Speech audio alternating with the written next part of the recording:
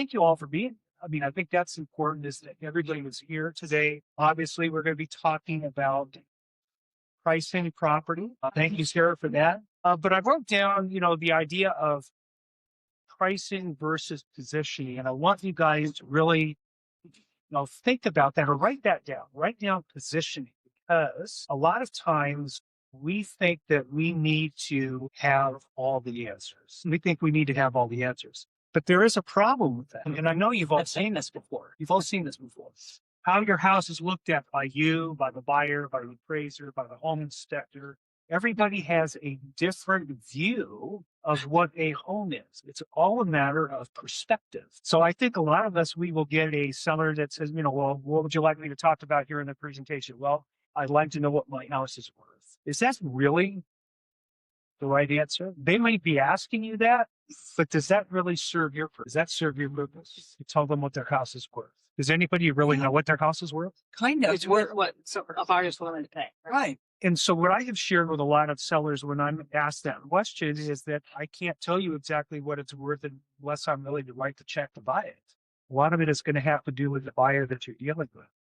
So I know a lot of times the seller will say, well, what is my home worth? And I really don't want to get sucked into answering that question because I'm not qualified to answer it. And I don't think any of us are really qualified to answer that question. It also doesn't need to be, perhaps. Well, so what we're going to be talking about today isn't necessarily what is the right price, but how to have a conversation with your seller that is going to help you accomplish your goal. What is the goal? Listing the property at a price it will sell. Sell it. Yeah. To sell it. That's the purpose of our meeting to get together with them is not, if they wanted to know what their house was worth, We go to Zillow. they can ask the appraisers. They could go and get an appraiser to tell them what it's worth, right? They could do that. So it's really not the right question when they come to you and say, what's my home worth? They may present it that way, but answering that question is not going to be. Let's go to the next one here. So today we're going to talk about several things. How many of you are spending time using AI? Is everybody using AI here for anything? Okay. So the last part of it, we're going to be talking about some things with AI that I'm experimenting with. My goal for today, and I'm going to give you this, right up front, is you're not going to walk out of here being able to look at a house and look at some comps and say, this is what it's worth. Because I don't think that's not going to be the result of what we're talking about. I'm going to give you more knowledge so that you can interact with the seller and give them better information so that they can make a decision on where they're going to position their property in order to sell it. There's one great thing I think you guys need to think about is that if you go out and you tell them, this is what your home is worth, and they interview 3 different people, they're going to pick the person who gets them the price that they like. So really what I'm hoping will accomplish as we get through this is that you will be able to present to your seller information in a way that they will be able to make a decision and a path that will help them get the property sold if that's what they want to do. So the 3 things we're going to talk about, a lot of it is going to be review of the 3 pricing methods that I've used over the last 40 years. Mary will know all of that because she's worked with me so long, so she's heard it thousands of times. We're going to talk about CMAs and how we're supposed to use those in order to set the stage for people. And then the last thing that we want to talk about is shifting our language from what is my home worth, which creates an argument sometimes with them, to a positioning conversation where you can help them based on their motivation, decide what they're going to do as far as pricing. That makes sense. And so let's talk about first, how do I price property? What have I been telling people for the last 25 years? Pricing property in Big Bear is an art, it's not a science. We've got old houses next to new houses. We've got big houses next to small houses. We have lots that are on one side of the street are 250,000, and on the other side of the street, they're $500,000 or more. What else do we have? We have houses that are right next to each other. One has a tremendous view and one doesn't. So we have an inherent problem with using comparables to price properties. Every single time I go into a listing presentation, I take in 3, 4, or 5 active listings, and I take in 3, 4, or 5, or 6 sold listings. And I say, these are your competition. All 2,000 square feet are roughly the same size. They're all in the same neighborhood. They're all roughly the same age, maybe within 10 or 15 years of each other. And if we look at these comps, you're going to see $150,000 or $200,000 swing a lot of times in the price. Is that your experience? I mean, the comps are all over the place. And so the example I use a lot of times, I'll say, well, this comp is at 450 and this one's at $1 million. And you and I both know that your home is not worth $1 million and you're never going to sell it for 450. You know it's worth more than that. So what is it worth? That's why we're having this class, right? Because we don't know just by the comps, we really don't know exactly where it's. So what I share with people is that the comparables are going to give you a very, very wide range of information to use in your pricing, and it's going to be extreme. It's going to be $100,000 or more typically, which creates health. So here's the second thing that I share with them.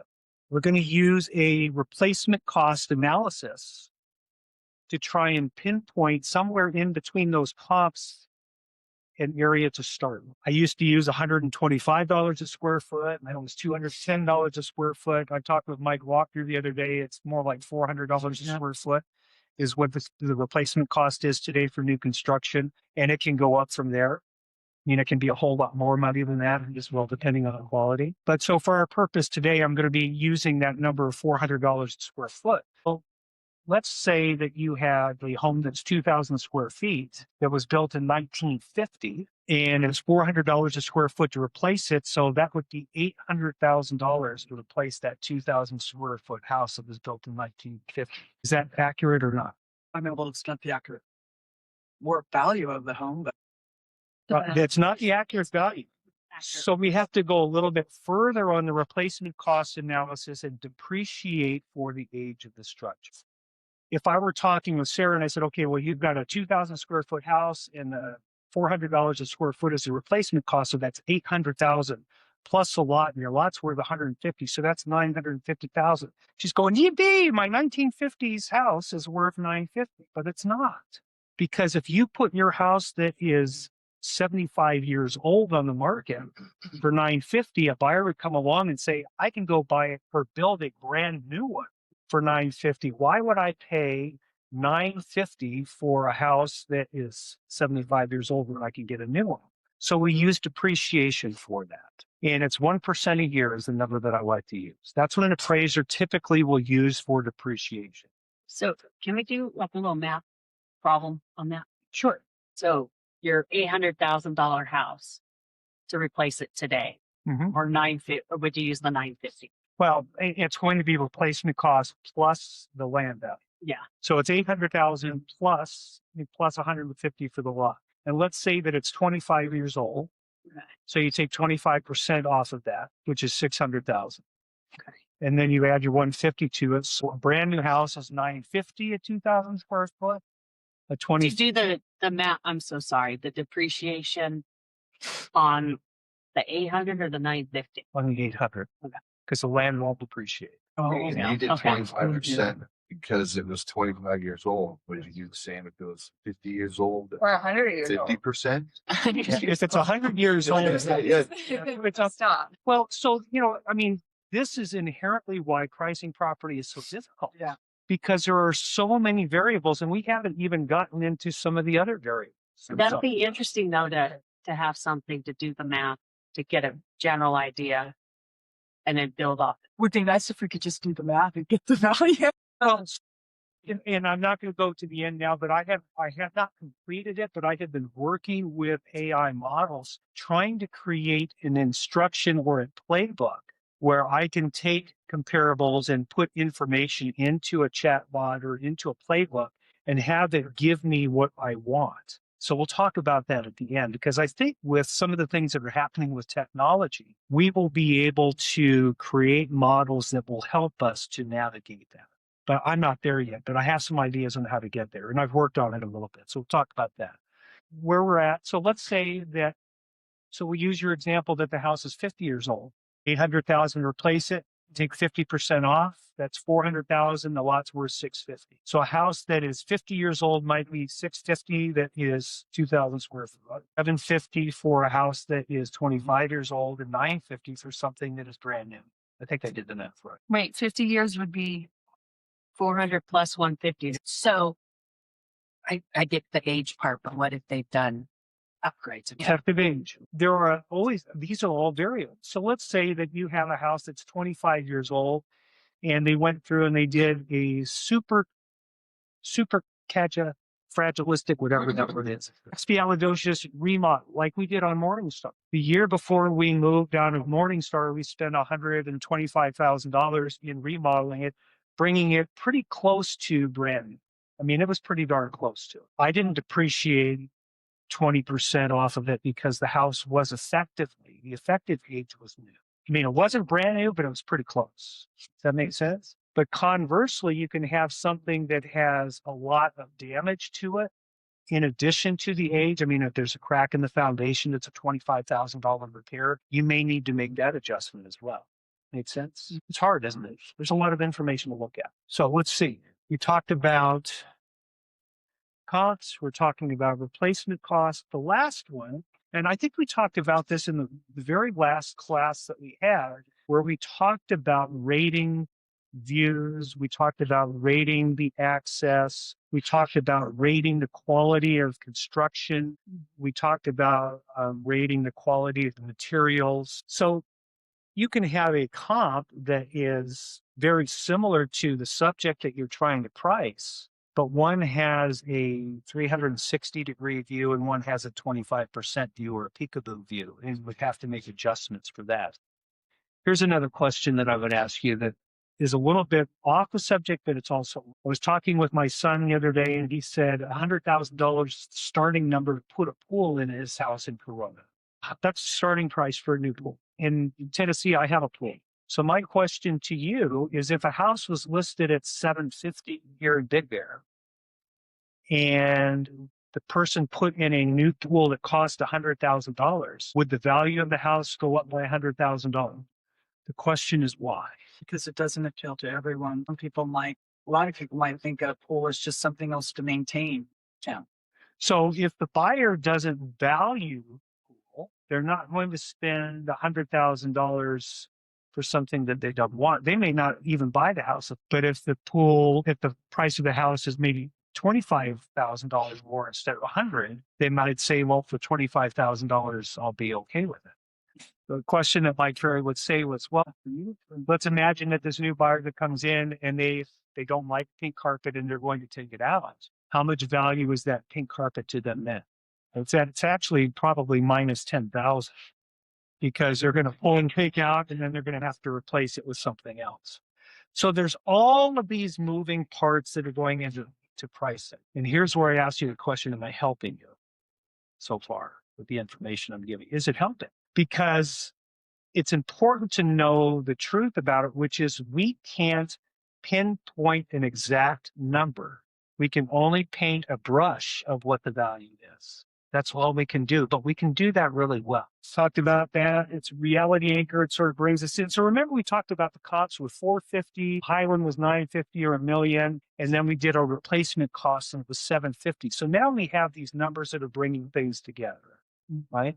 So when we're talking about doing our CMAs, the buyer appeal is what we were just talking about there. They don't buy square footage, they buy the features that they're getting with it, right? Just talked about that, the difference in the views. How a CMA is supposed to work. It's supposed to work with adjustments and logic. The CMA program that we use through the Big Bear MLS has a really robust ability to say, this one has a garage and this one doesn't, so we're going to have to subtract $35,000 for a 2-car garage, or $35,000 we're going to add because it has a garage. Now, again, remember, if it takes $50,000 to build a brand new garage, and the one comp has a garage that is 50 years old, it's not really worth $1,000. It's worth half of that, right? Does it depreciate at the same? The garage depreciate at the same? About the same. Yeah. About the same. Okay. I mean, these are all, it's all feel, and that's why I would tell sellers this, and I know that Bill Young doesn't like it, is that when I go in, I'll say, here's where the comps are. Here's the big range that we talked about. Here's the replacement cost that puts it in here. But my gut feel is what I trust because I've been listening to buyers and sellers for the last 10, 5, 15, 20, 30 years.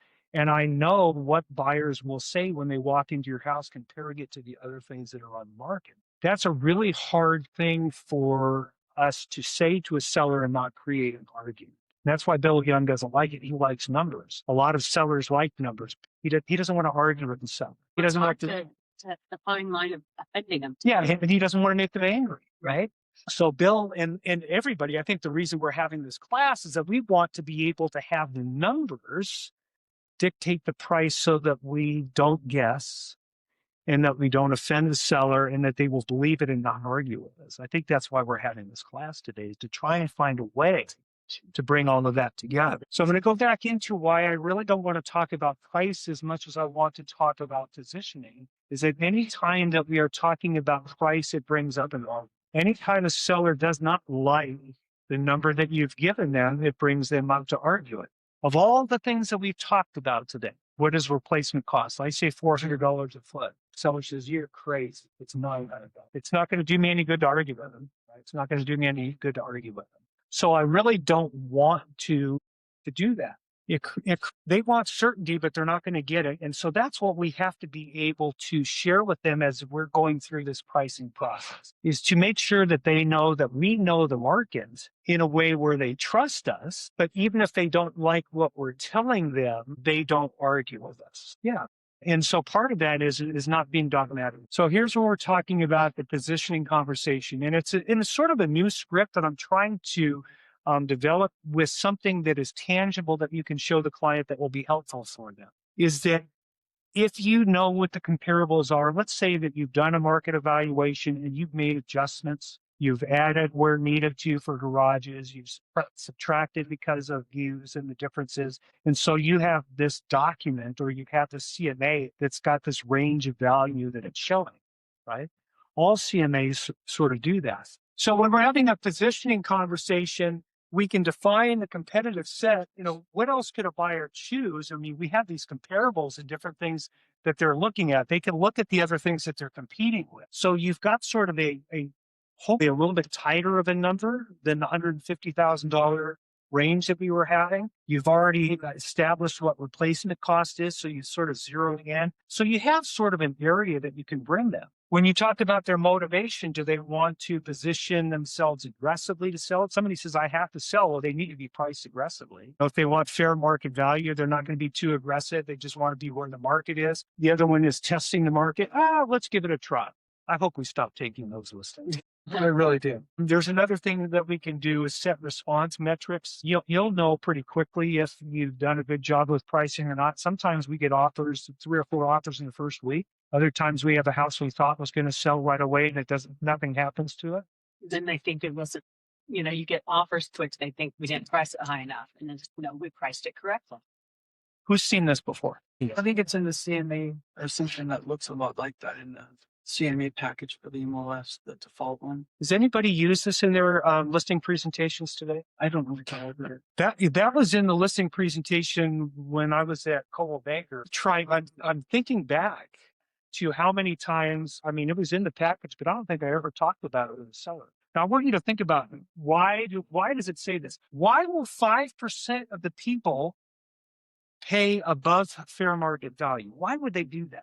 And I think that's kind of a weird, I don't know if that's in this market, not so much. I think it's probably lower, but because they have their great grandmother grew up in that house and was in the family, and they've got, just an emotional reason. Or why else has someone ever overpaid for a property? It's always emotional. Yeah. Covered too. Yeah. So here's a phrase. I want you to write this down. Write down your next best option. Write that phrase down. Next best option. And what does that mean?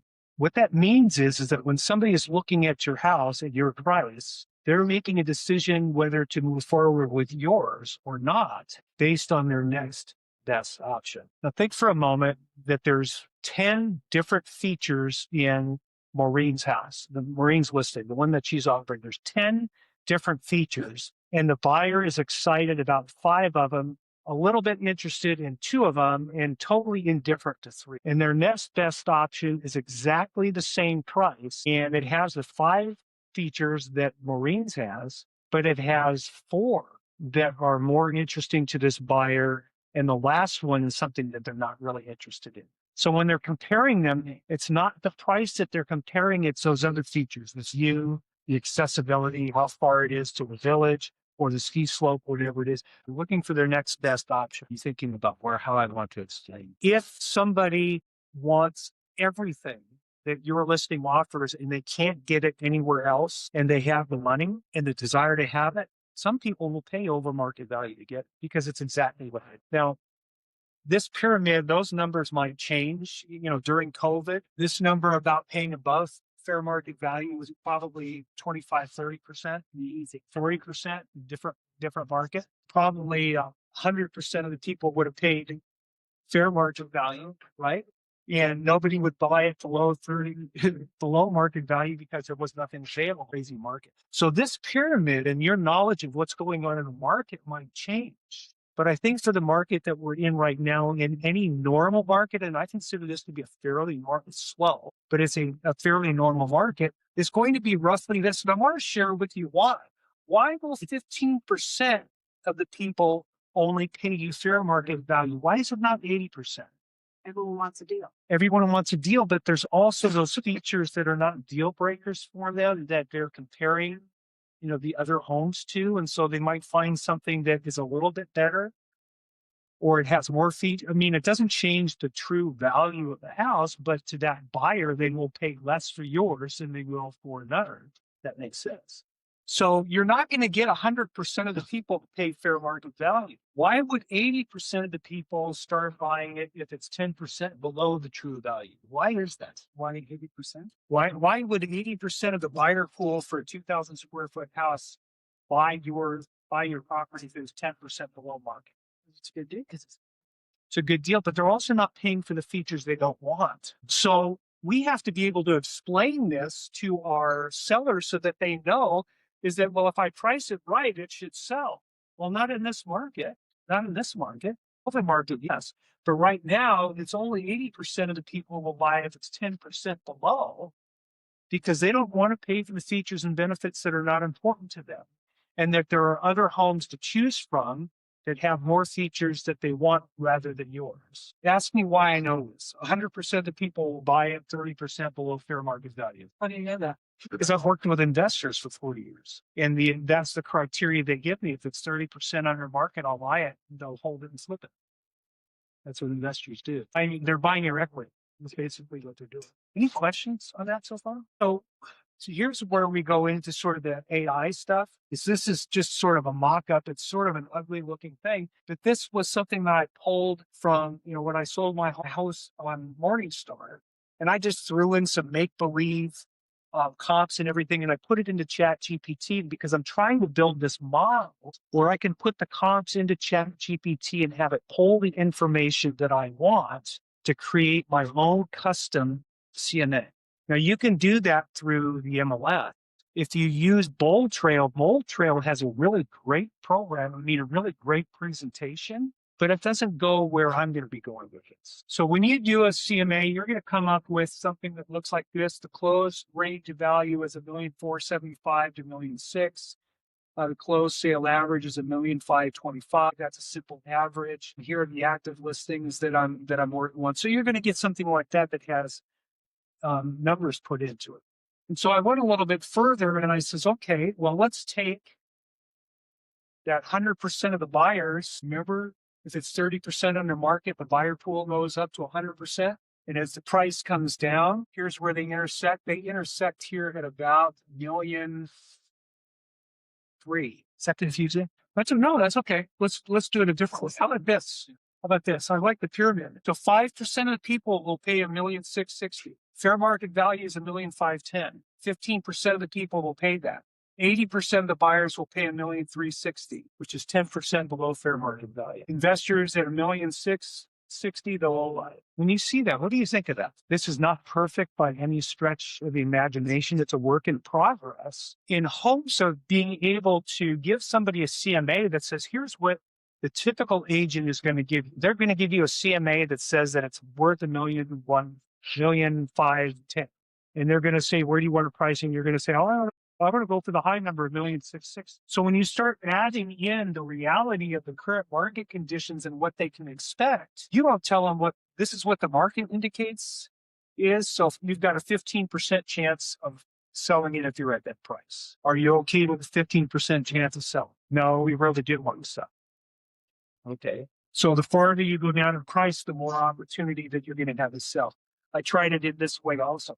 I don't have the exact way to do it perfectly yet, but I know over the next few weeks, Jason's been in some of the workshops where we're doing stuff with Chat GPT and other things. We will be able to find a process where you'll be able to do your CMA accurately in whatever program that you're using, add it to Chat GPT, and have it spit you out something that looks like this, or looks like that, or looks like this in a way that you are comfortable explaining to your client. So you explain all that to them and you have the graphs and help them understand the percentage of selling based on the price.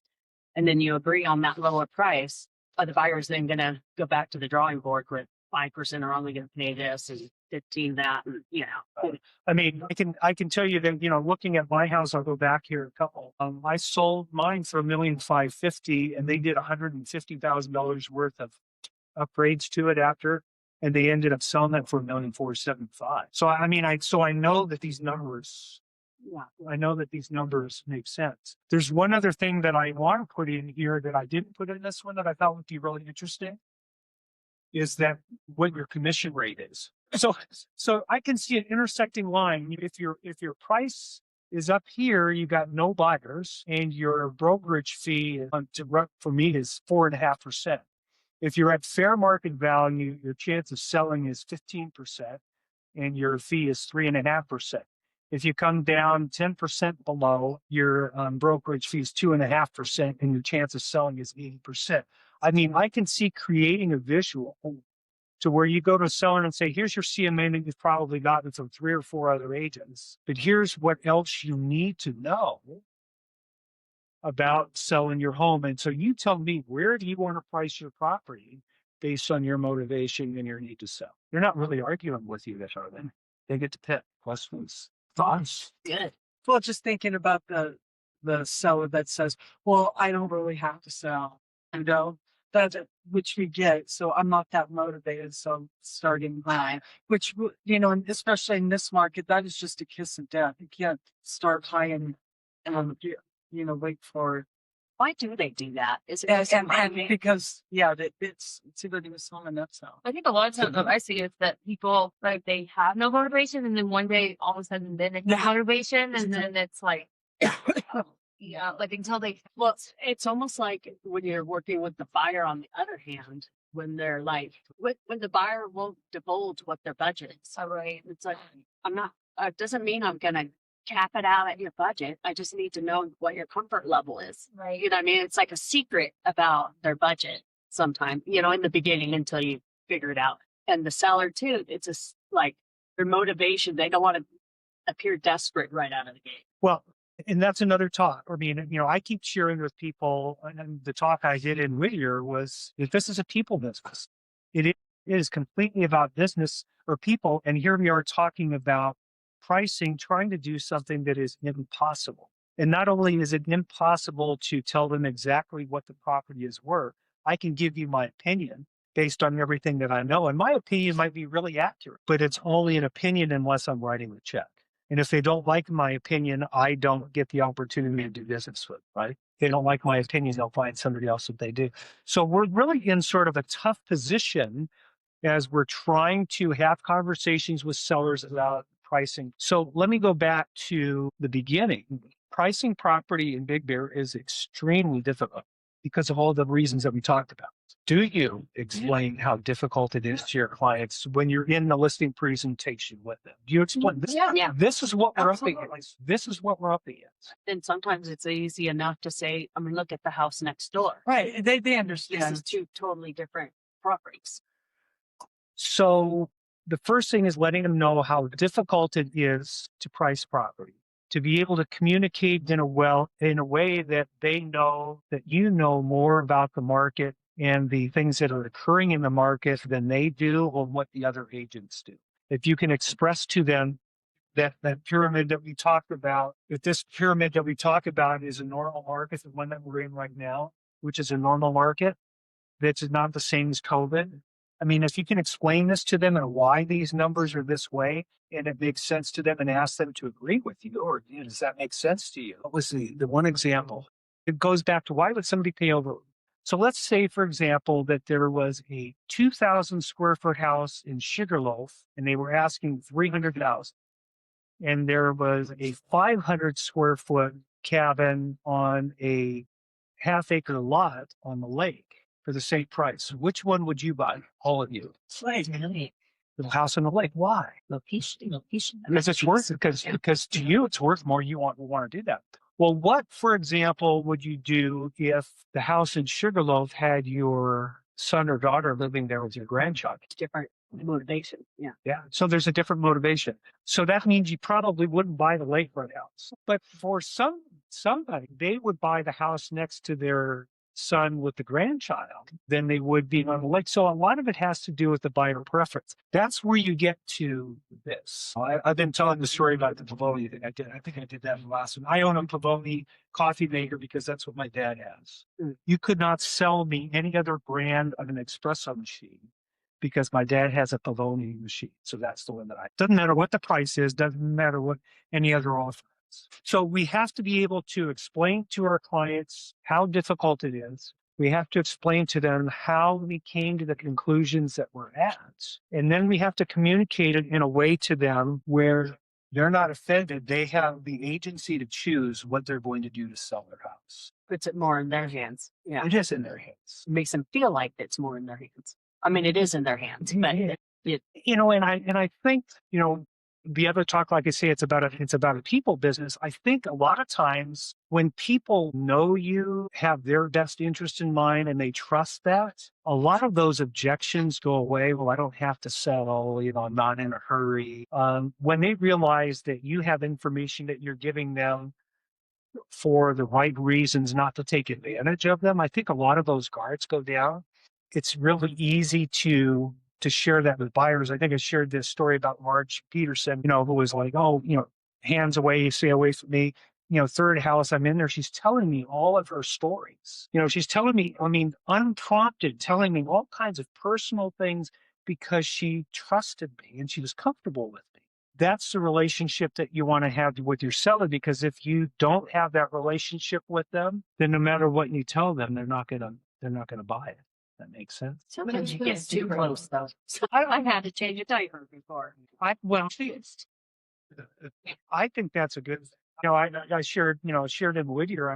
When we've all had the situation where we're talking with a client and they start talking about everything under the sun about things that have nothing to do with the deal or the listing or whatever, that means they trust you. And we try and push them off.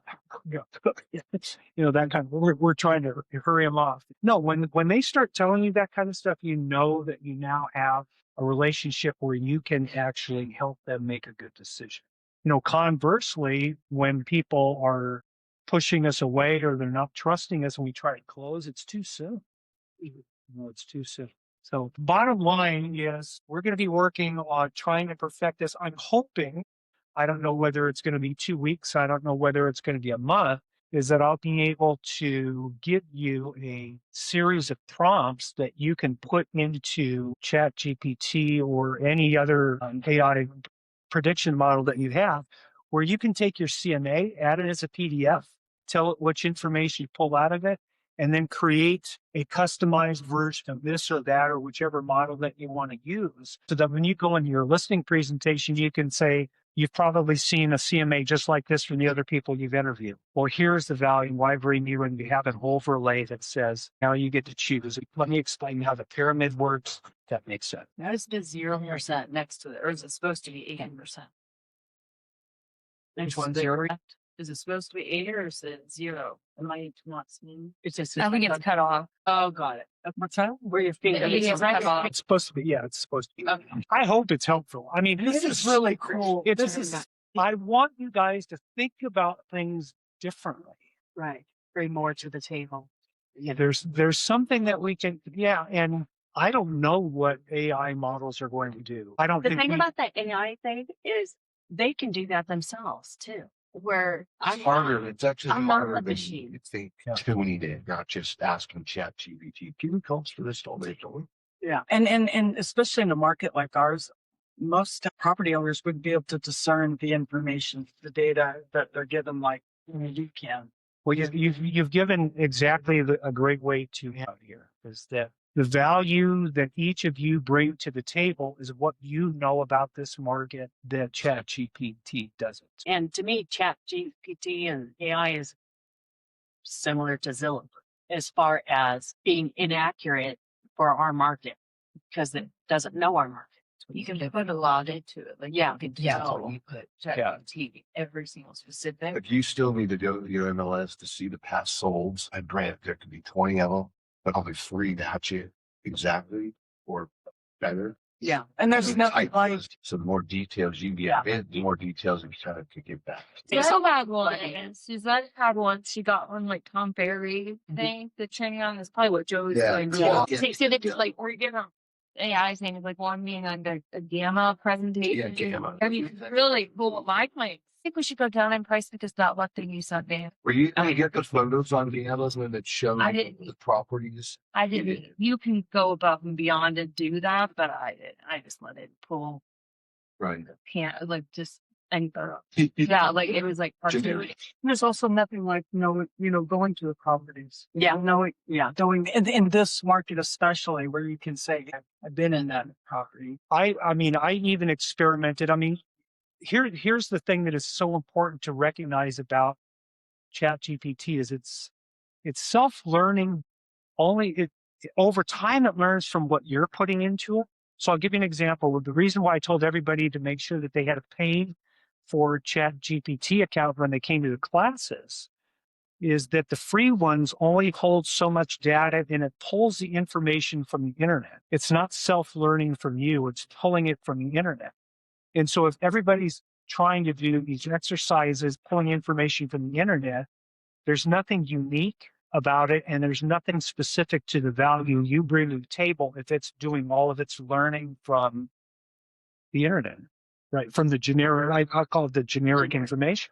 Over time, working with you, when you put in different things, it starts to talk like you because of the way that you talk to it and the prompts that you put into it. And when you put in your professional standards and your values, all of a sudden your work product starts coming out according to your work and to your values. When you have proprietary information, for example, that you preview all of the properties and you could say to it, this one has a 10 view, this one has a 5 view, this one has a 2 view, and you can put that information into it. GPT will learn what you're bringing to the table with a paid account, and over time, it begins to act just like you, only 10, 20 times as fast. So since you've already gone through a couple of these other things, what else would you add to what I shared with you about this part here? I like the visual on that one. I'd have to see if I have the instructions that Suzette had given me a while back, but it's a whole presentation that's built out on just their home. I'll share it. Is it what she did when she came on with that Friday meeting? Yes, I think so. But you have to give it your information, like you're picking comps and you're putting them in there, but you wouldn't want to just pick everything. So the hard part is that you're just starting at the Chat GPT level. You're in 15 months ago. I'm trying to think. A couple of times we've been to R4, and there's this guy there that's really an AI guru. He's part of the Ellis team now. Yeah, he's part of the Feedy's team now. But I remember it was 3 years ago now because we're going to convention next week. He said that Chat GPT writes code, like computer code. And he would be able to go in and say, analyze this website's style and all of this other stuff. And then I want you to write a landing page that will mirror that and write the code for it. That's all he said. I don't know anything about code. I don't do anything with websites. I don't care about any of that. I mean, it was just like, I heard it and it went out the door. 14 months ago, I start my website, which has a blog on it. And my website designer who lives up here, Christian Saldiaga, he put my first blog up on my website. And he's not going to do all that because I'm not going to pay him to do every single thing I'm doing. So we went through and we did about an hour thing going through my website, how to do all of these different things. And so the first time I'm going to do a new blog, I'm struggling. I think I worked on it for three or 4 hours trying to get my blog content to display the way that I wanted it to, and I couldn't figure it out. And I was getting really frustrated. And I remembered what that guy said. So I went back and I took Christian's blog, I cut and pasted into Chat GPT, and I said, analyze this for code for format, spacing, font size. And I want you to identify the code that this blog is written in. And it did. Then I took my new blog, I put it in and I said, I want you to format the code for this blog exactly the same way. And it did. Then I cut and pasted it into the blog and it displayed exactly the same way that he had done it.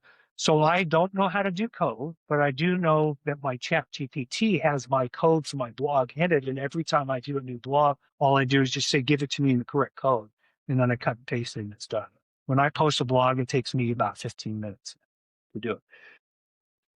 You would think that that's pretty spectacular. I mean, I'm like, wow, that's really great. Well, now what happens when I have to write content for social media, I can go back and I can say of the things that I've been talking about for the last 30 days, I want you to give me 5 different social media posts that highlight the best of that content and give me one for Facebook, give me one for Instagram, give me one for this, give me one for that. And it will do it. And it takes it from the work that I've already done before. I don't have to keep rewriting everything. Does that make sense? So it's almost a learning process, to go through, you're learning how to use it. You're learning how to instruct it to do more.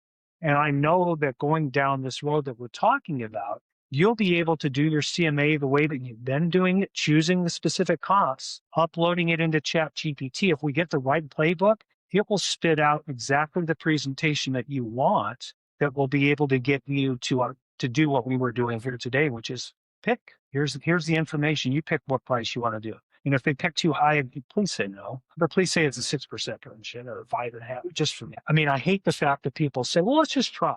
Well, let's try with your money, not mine. Let's try with your time and money, not mine. Do you ever get into when they're talking like that? How do you tell them it's not worth your time or money with the investment we have to put in to get it to market? Well, I always ask a question. I would say, Marie, we've gone through this the wrong way. So we've gone through this and you want to price it here at this price, which means that there's a 5% chance that it will sell. 5% chance. How much time and effort would you do on your job if there was only a 5% chance you were going to get reimbursed and paid for it? Yeah. I mean, so you're asking me to do something that you wouldn't do. They don't like it when I say that. I said, no, I say, well, here's the point. So, I mean, that's the truth. This is the truth. This is the truth. We just need to be able to share it with them in a way that they will understand it. And if they understand it and they choose to waste their time, at least we know that I'm doing what Rachel said, which is they're not motivated until they are. Right? She said, they're not motivated until they are.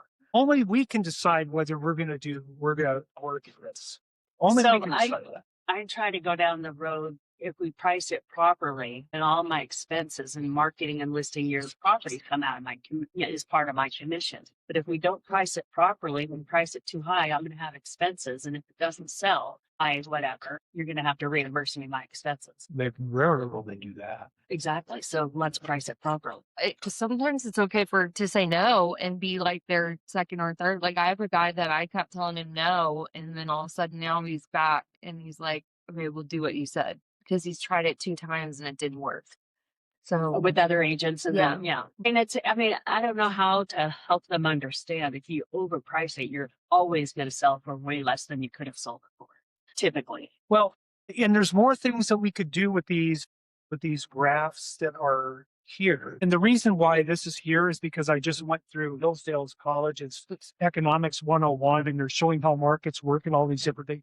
Pretty fascinating. But we can also do that same graph about the time on market, where when you overprice and you start chasing the market down and it takes 6 months. We've all had stories about the second or third agent. So it's not really they were on the market for 90 days. They were on the market for 90 days at the right price, but they were on the market for a year at the wrong price before. So they had 18 months worth of agents that came off of what they ended up signing. So there are all kinds of ways to present that information. And I think AI is going to be able to create a customized way for us to do that. So that's what I'm working on. I hope you guys experiment with it too. There's another visual, I can't find it, that thing it's shown us in the past. It's like here's the line of like average, like what your house is actually worth, and there's like balls and but there's a ton of balls underneath the line of average, and then there's like one or two up here. And so the picture was just showing you the lower that you set your price, the more people that you're going to hit down. So that's a different. I mean, it's Yeah, it's the visual. same thing. It's a visual that's doing this, but doing it in a different. Yes. And I think in order to be successful in the highly competitive market that we're in right now, we've talked about differentiation, the round signs. How many people have round signs? Anytime you do something different. So I would like you guys to find a way to come up with some kind of a visual that is unique to you. So that when you go in and you do a listing presentation, if it's the Big Bear CMA, and they've seen 2 or 3 of them, that they don't say, well, they're all the same. Well, if you come in with something that is unique and proprietary to you, nobody else will have displayed that. So I think I've talked long enough unless we have any other questions. One of your last video or slides there was AI enhancements and unique value proposition. I was writing something down and get the suggestion. So this goes a little bit to what we were talking about with Marie. She said, I don't think ChatGPT knows our market. It doesn't. You know your market. I'm not asking ChatGPT to do your thinking for you. I'm asking it to do the things that you can't do quickly. It can't sort information. I mean, it could read PDFs. I mean, it can take information that you give it, that's in a PDF format and bring it into another format. You can change the way it's displayed and shown. You can use a graph. You can use a pie chart. You can use the bubble thing. You can use whatever that you give them, and it upgrades the communication. It upgrades the way that people understand what you're trying to share. I think the graphics that help sellers see the positioning is what your value proposition is going to be when you're pricing property. I don't think as a result of this class, anybody's going to walk out of here today and say, I can pinpoint the price of your house. I know I can't do that, but I know that with the information that we do have available to us, we can present it to a seller in a way that they won't make dumb decisions, that they will understand it. And if they see the information and they understand it and they decide they want to do something different, then we can say no. I found that presentation, that's why I emailed it. Thank you. Rachel. And it has and then she also put in there like the instructions on how to make it too. So I put that in there. Thanks. So maybe we want to do one of those 90-minute workshops, Jason, as we get a little bit farther along with this so that you can create your own custom CMA so that you can take what we talked about today and enhance it so that you create a prompt that when you're doing a CMA that you can do an elaborate presentation with minimal effort. That sounds awesome. Well, and I'll give you an example of what I did, because as you go through this, you get a little bit better with it, keep learning. I have 6 or 7 people that gave me testimonials for coaching, training, whatever. A couple of them are in the room here. Okay. And so I have these short videos of, 6 or 7 people that have said really nice things about it. And what I wanted to do is I wanted to create social media posts that would have those testimonials that I could post on social media to build my business. So what I did is I went into it and I said, okay, here's the transcripts from all of these testimonials. Sarah, here's the transcript. Nikki, here's the transcript. Mario, here's the transcript. I mean, I went and I put all of those in. I said, I want you to take out the exact soundbite verbiage that will promote my brand proposition on social media posts. And it did. So then I said, what I want you to do is I want you to take that and I want you to create a different post, Facebook, Instagram, LinkedIn, and X. So it's specific to those different platforms. And I want you to take that soundbite and I want you to create a promotional post to accompany that soundbite. And it did. And I said, now I post on Monday, Wednesdays, and Fridays, and I want to post every single one of those on each platform, but never the same message on the same day. And I want to make sure that each message posts on all the different platforms. Can you give me a schedule? And it did. And after I got it done to where everything is exactly the way I wanted it, I said, okay, what I want you to do is I want you to save this as my playbook. So the next time I want to do one of these campaigns, that I give you the transcripts, I give you the author of it, and that you give me exactly the same thing that you did here and saved it as a playbook. So you can save your CMA program once you have it completely developed to the point where it has instructions where you say, I ran my CMA for 123 Main Street. Here it is. Spit me out my listing presentation. And it might take 45 minutes for it to do it, but you can go make coffee while it's doing work. Make sense?